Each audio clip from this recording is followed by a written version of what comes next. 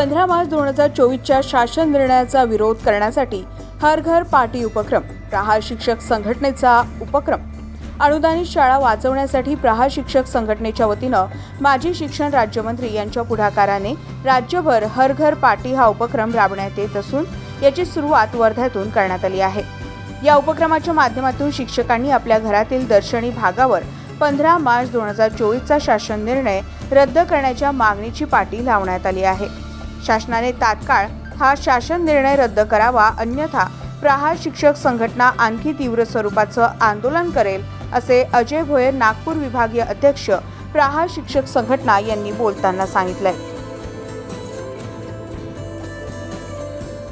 राज्यामध्ये प्रहार शिक्षक संघटनेच्या वतीने बच्चूभाऊ कडू यांच्या पुढाकाराने हर घर पार्टी हा उपक्रम राज्यामध्ये सुरू केलेला आहे आणि त्याची सुरुवात या आपल्या पावन भूमीतून, वर्धेतून आपण करतो आहे।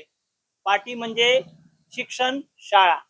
ही शाळा, हे शिक्षण, गोरगरिबांचं शिक्षण या 15 मार्च 2024च्या शासन निर्णयाने बंद होणार आहे आणि म्हणून हे शिक्षण बंद होऊ नये याकरता या 15 मार्च 2024च्या शासन निर्णयाचा निषेध करण्याकरता ही पार्टी आम्ही सर्व शिक्षकांनी लावलेली आहे। आमचं या माध्यमातून पालकांना पण आवाहन आहे की जर तुमची मुलं जर भविष्यामध्ये या मराठी माध्यमांच्या अनुदानित शाळेमध्ये शिकले पाहिजे असं वाटत असेल तर आपण सुद्धा या पार्टीचा आपल्या घराच्या दर्शनी भागामध्ये वापर करून शासनाच्या निर्णयाचा धिक्कार करावा, निषेध करावा, जेणेकरून भविष्यामध्ये आपले गरिबांची मुलं शिकले पाहिजे।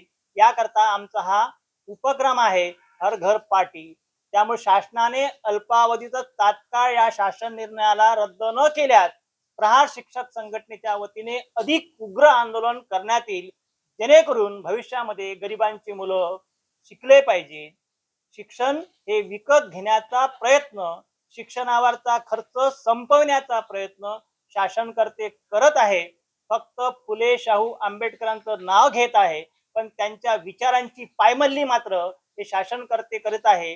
या डॉक्टर बाबासाहेबांनी, त्या राजर्षी शाहू महाराजांनी आणि फुलेंनी ज्या शाळा काढल्या, आपलं जीवन खर्ची घातलं, गरिबांकरता शिक्षण साधन उपलब्ध करून दिलं, त्यांच्या विचाराची पायमल्ली करून हे शिक्षण बंद करण्याचा प्रयत्न या 15 मार्च 2024च्या शासन निर्णयाच्या माध्यमातून शासन करत आहे आणि तात्काळ हा GR, हा शासन निर्णय मागे न घेतल्यास प्रहार शिक्षक संघटनेच्या वतीने अधिक उग्र आंदोलन करण्यात येईल, अशी आपणास या माध्यमातून विनंती करतो।